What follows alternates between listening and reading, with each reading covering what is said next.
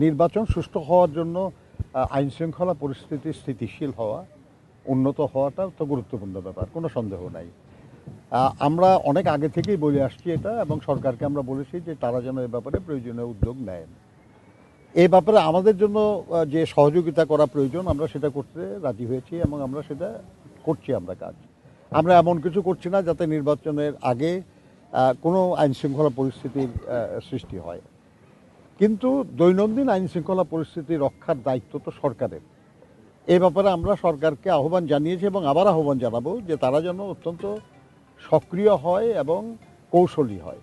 মনে রাখতে হবে আর কি যে যারা নির্বাচনটা এই সময় হোক চায় না, কিংবা যারা নির্বাচনের মাধ্যমে দেশে গণতন্ত্র উত্তরণ ঘটুক এটা চায় না, কিংবা যারা বাংলাদেশেরই একটা স্থিতিশীলতার বিপক্ষে, তারা তো সবাই চেষ্টা করবেই তারা আর কি যে নানান রকমের ঘটনা ঘটিয়ে একটা অস্থিতিশীল অবস্থার সৃষ্টি করা।